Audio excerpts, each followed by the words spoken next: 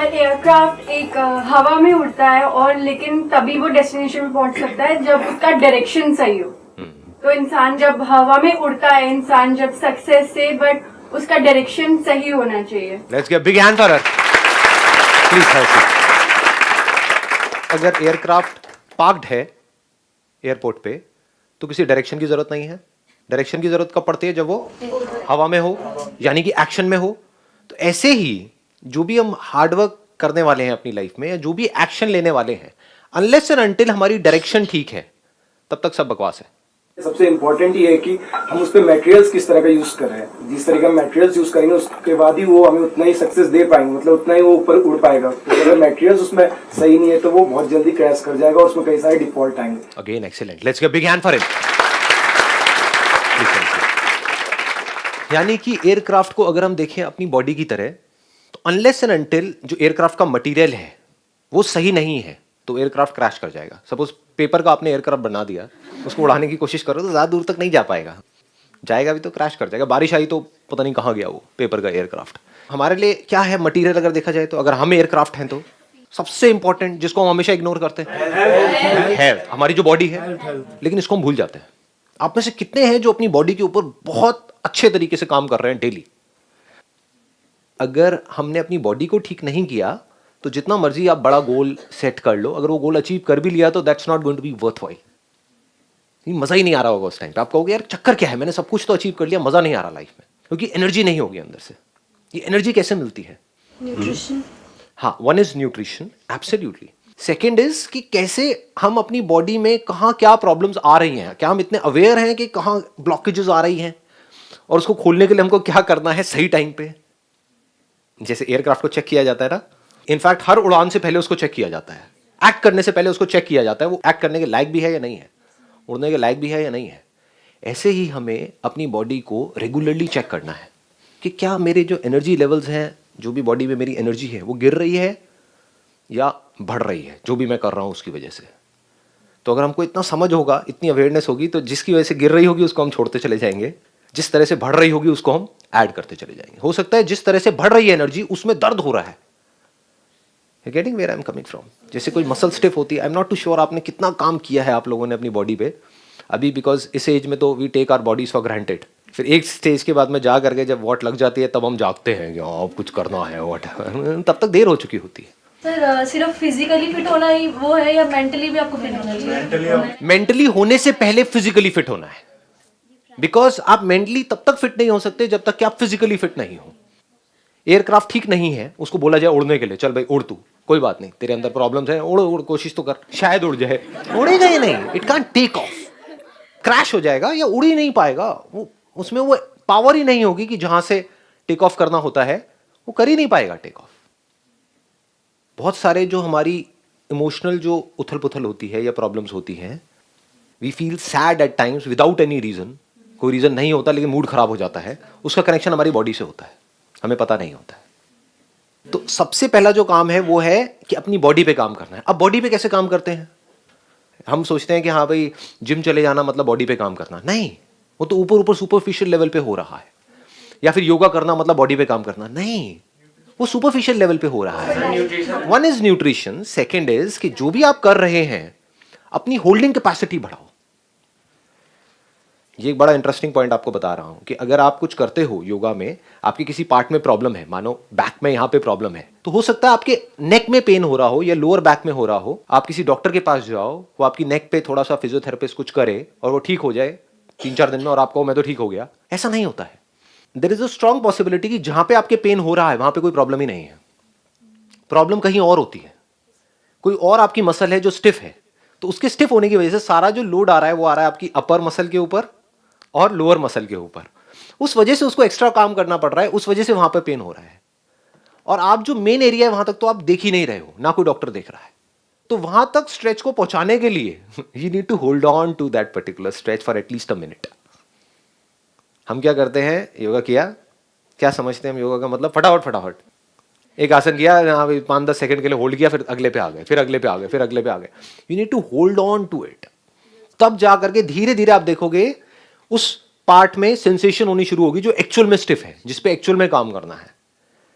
फिर जब वहां पे दर्द होगा तो again you need to hold on to it and understand कि गुड पेन क्या है और बैड पेन क्या है. Do you want me to touch these things? या कुछ है इंटरेस्टिंग लग रहा है? बहुत इंपॉर्टेंट है ये, बिकॉज आज जो हमारा लाइफस्टाइल है ना, उसमें इससे इंपॉर्टेंट इन्फॉर्मेशन कुछ नहीं है, ये जो मैं अभी आप लोगों के साथ में शेयर कर रहा हूँ. और ये कहीं से पढ़ के नहीं बोल रहा हूँ, अपनी बॉडी को बड़े बारीकी से ऑब्जर्व करके आपको बता रहा हूँ ये सारी बातें. अगर इसकी डेप्थ को आप देख पाओ तो. इसका एक बड़ा इंटरेस्टिंग आपको बात बताता हूँ, हम क्या करते हैं और क्या करना चाहिए. देखो, एयरक्राफ्ट चाहे ठीक हो या खराब हो, उसकी चेकिंग रेगुलर होती है. ये नहीं कि वो बाहर से ठीक दिख रहा है तो ठीक ही है ना, अभी तो आया है तो ठीक ही होगा ना. समझ गए ना? अभी कोई प्रॉब्लम तो दिख नहीं रही है तो ठीक ही होगा ना, कोई सिग्नल तो नहीं आ रहा है इसका मतलब ठीक ही होगा ना. नहीं, फिर भी उसको रेगुलरली चेक किया जाता है. मतलब क्या है कि आपकी बॉडी अगर अभी ठीक भी है, then also you need to do some stretching, some strengthening, क्योंकि आने वाले टाइम में जो आपकी लाइफस्टाइल है या आज भी जो आपकी लाइफस्टाइल है, ज्यादा टाइम नहीं लगेगा वॉट लगने में. 5-10 साल के अंदर अंदर आप देखोगे, क्या अभी हो ही गया होगा इनफैक्ट, क्योंकि मेरे बहुत सारे फ्रेंड्स हैं जो फिजियोथेरेपिस्ट हैं, ये हैं वो बता रहे हैं अब उल्टा हो गया है. पहले तो उनके पास में सारे बुढ़े बुढ़िया आते थे, अब सारे यंग आते हैं. कहते हैं यार बढ़िया हो गया हमारा प्रोफेशन. तो बहुत यंग एज में ही लोगों को प्रॉब्लम्स हो रही है, और आई एम 100% श्योर आप में से भी बहुत सारों को हो रही होगी. कभी नेक में पेन, बैक में पेन. ये क्या लॉजिक है? इस एज में 20-22 साल की एज में पेन कैसे आ रहा है? इसका मतलब हम कहीं ना कहीं कुछ ना कुछ गलत कर रहे हैं. तो अभी अगर पेन आ रहा है तो समझ जाओ कि ये सिग्नल्स हैं. अगर इसको अभी हमने कैच नहीं किया तो इतनी देर हो सकती है कि आपको पता भी नहीं लगेगा, एकदम से इतनी ज़्यादा स्टिफनेस बढ़ी, स्लिप डिस्क हुई, बैठे रहो. अब सोच रहे होगे कि ये क्या हो गया. यही हुआ था, 1-2 साल से पेन थी, इग्नोर करती रही, और एक दिन बस नॉर्मल बैठी हुई थी ऐसे, और उसके बाद उठा ही नहीं गया था, और फिर 2-3 महीने लगे थे रिकवरी के लिए. बी ऑन इट, मतलब ऐसे. अगर हमने उसको कैच कर लिया होता पहले ही, या अभी भी अगर हम इसको पकड़ लें, इस बात को अभी भी समझ जाएं, मेरी जो बात है, तो आने वाली जो आपकी लाइफ है वो बढ़िया हो सकती है. अगर अभी भी हम ना सीखें अपनी इस गलती से तो फंसते चले जाएंगे, प्रॉब्लम बढ़ती चली जाएगी. और बॉडी क्या है, पूरी इंटरकनेक्टेड है. आप ये नहीं कह सकते कि एक एयरक्राफ्ट है उसमें एक पार्ट ही तो खराब है, उससे क्या फर्क पड़ता है. वो पार्ट सारे और पार्ट से कनेक्टेड है. बॉडी में एक पार्ट भी अगर आपका खराब है तो समझ जाओ बाकी सारे पार्ट्स उससे इंटरकनेक्टेड हैं. धीरे धीरे सब पे असर आने लग जाएगा. सो अब इसका तरीका क्या है? डू वी अंडरस्टैंड कि कैसे काम किया जाता है? देखो, जब भी हम काम करते हैं अपनी बॉडी पे, या तो करते हैं इमीडिएट रिजल्ट के लिए, यानी कि फटाफट से हमको अच्छा फील होने लग जाए तो हम खुश होने लग जाते हैं. अगले दिन करते हैं, इतना अच्छा फील नहीं होता, फिर हम उसको करना छोड़ देते हैं. तो आपको कुछ बेसिक सी बातें बताऊंगा. Do you want to know that या नहीं? आगे बढ़ो. हाँ ठीक है. देखो, बड़ी मजेदार बात बताता हूं. कोई भी आप एक्सरसाइज करोगे ना, तो उसका जो असर आएगा आपके ऊपर, पहले तो ये समझ लो कि एक गुड पेन होता है, एक बैड पेन होता है. गुड पेन मतलब क्या, कि आपने स्ट्रेच किया, अभी एक पार्ट में पेन आ रहा है, जैसे ही आपने वो स्ट्रेच करना बंद किया वो पेन आना बंद हो गया. This is good pain. एक है आपने कुछ उल्टा सीधा स्ट्रेच कर दिया और उसके बाद भी वो पेन बढ़ता जा रहा है, दैट इज बैड पेन. तो you need to understand the difference between good pain and bad pain. अब इसमें एक और मजेदार बात आपको बताता हूं कि हमारी जो बॉडीज है वो हर मोमेंट में चेंज हो रही है, डेली चेंज हो रही है. तो आज अगर आप कुछ एक्सरसाइज करोगे, उसका पेन आ रहा है मान लो इस जगह पे, तो आप कल करोगे कहीं और आने लग जाएगा, मतलब वो पार्ट अब खुल गया है, तो अब आपको पता लगेगा मैं थोड़ा सा डीपर जा रहा हूं. अगर आप डेली एक एक्सरसाइज कर रहे हो, डेली वहीं पे पेन आ रहा है जहां पर 1 साल पहले आ रहा था, इसका मतलब आप नेक्स्ट लेवल पे गए ही नहीं हो, आप वहीं घूम रहे हो गोल गोल गोल गोल. जैसे खच्चर होता है ना, गोल गोल गोल गोल घूमता है ना, उसको बांध दिया जाता है, बस वहीं घूमता रहता है. उसको लगता है कि मैं कुछ कर रहा हूं, कुछ नहीं कर रहा, वो वहीं है जहां पर 10 साल पहले था, वहीं गोल गोल गोल गोल घूम रहा है. तो पेन मस्ट शिफ्ट, आप समझ गए, वो शिफ्ट होना चाहिए. वहां से हटके वहां पे पेन होना बंद हो गया और नीचे कहीं पे आया, फिर कहीं और आया, फिर कहीं और. तो अब आपको धीरे धीरे समझ आ रहा है, अब मैं डीपर लेयर्स में पहुंच रहा हूं अपनी बॉडी के. पेन शिफ्ट होता है, और शिफ्ट तभी होगा जब आप एक किसी भी पोज को होल्ड करोगे फॉर एटलीस्ट अ मिनट. और मिनट होल्ड करने का मतलब क्या है, वो जब आप करोगे तो आपको समझ आएगा. सिंपल हाथ ऊपर करके खड़े हो जाना कभी 1 मिनट के लिए, आपको पता लगेगा होल्ड कहते किसे हैं. मतलब सिंपल कह रहा हूं मैं, कोई कॉम्प्लिकेटेड आसन नहीं करके चक्रासन में 1 मिनट तक रहना ना जी. शुरू करो, यहां से भी जाओगे जैसे ही बाहर, एक ऊपर हाथ करके स्ट्रेच तो करना चाहिए ना बैठे हुए 1 घंटे तक. तो बस हाथ ऊपर करके खड़े हो जाना आराम से, स्ट्रेच करके 1 मिनट काउंट करना, आपको पता लगेगा व्हाट इज दिस 1 मिनट. कभी कभी क्या होगा, आपको बहुत अच्छा फील होने लग जाएगा ये करने की वजह से, एक्सरसाइज करने की वजह से. कभी कभी बहुत ही बुरा फील हो रहा होगा, एक्सरसाइज करने का मन नहीं कर रहा होगा. चाहे मन कर रहा है, चाहे बहुत अच्छा लग रहा है, करना है तो करना है. This is the golden rule. You must never give up your practice as कि एयरक्राफ्ट चेक करना है तो करना ही है. This must be very clear, क्योंकि इसके बिना सब कुछ करना बेकार है. अगर आप ये नहीं कर रहे, यानी कि डेली अपनी बॉडी के ऊपर कम से कम 1 घंटा काम नहीं कर रहे, आप कुछ भी कर लो, आप महाबेवकूफ हो. Take my word for it. आप एक बहुत बड़े आईटी इंजीनियर बन गए हो और अपने बैठे हुए हो, बेवकूफ हो, क्योंकि आपको पता ही नहीं लगेगा कहां आपकी लाइफ आपके हाथ से निकलेगी. ऐसे बंदों की हालत क्या होती है आने वाले टाइम में? पैसा तो आ जाता है, लेकिन ना उनकी बॉडी उनके हाथ में होती है, ना माइंड उनके हाथ में होता है, ना इमोशंस, ना रिलेशनशिप, सब की धज्जियां उड़ जाती है धीरे धीरे. ये सब इंटरकनेक्टेड है. याद रखना, आपकी बॉडी में कहीं पर पेन आने का मतलब कि वो सिर्फ बॉडी तक नहीं रहेगा, आपके इमोशंस पे भी आएगा, आपके रिलेशंस पे भी आएगा, आपके करियर पे भी आएगा, सब जगह जुड़ा पड़ा है. So you must know how to bear good pain with a smile.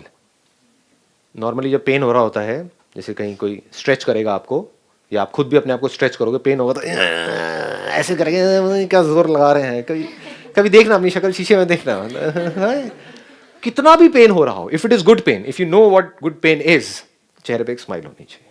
आने दो कितना आ रहा है, लेट इट कम.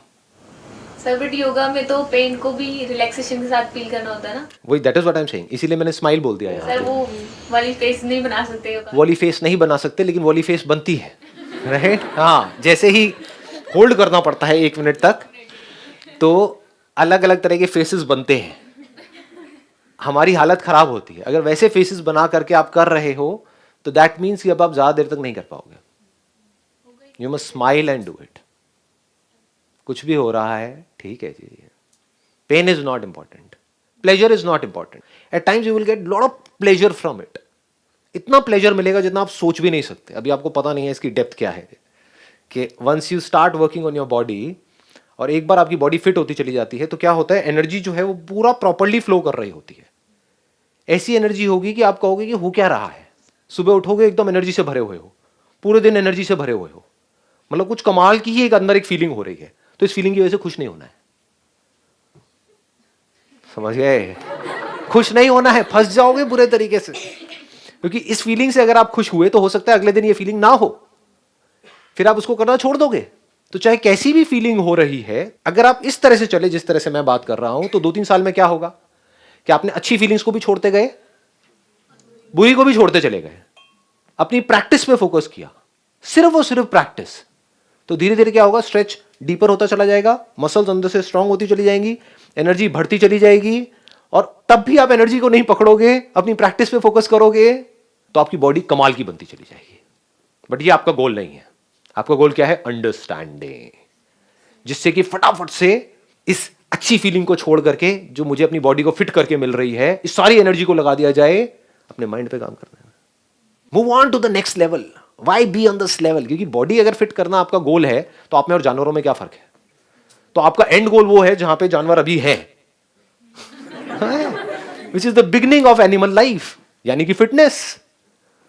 जानवर सारे फिट हैं, उनको किसी योगा की जरूरत नहीं है. तो आप क्या गोल बना रहे हो अपनी लाइफ का? अगर आप फिटनेस गोल बना रहे हो या एनर्जी गोल बना रहे हो कि एनर्जी वाइज बहुत बढ़िया हो जाना है, तो आप जानवर बनने का गोल बना रहे हो. That is not the goal of yoga. Body को फिट करते चले जाओ, फिर अपनी अंडरस्टैंडिंग को गहरी करते चले जाओ. Understanding of life, understanding of your mind, understanding of this universe, फिर जाओ जहां तक जाते हो. लास्ट में आएगा अंडरस्टैंडिंग ऑफ द सेल्फ. मैं कौन? This is called self-realization. This is the ultimate goal of yoga.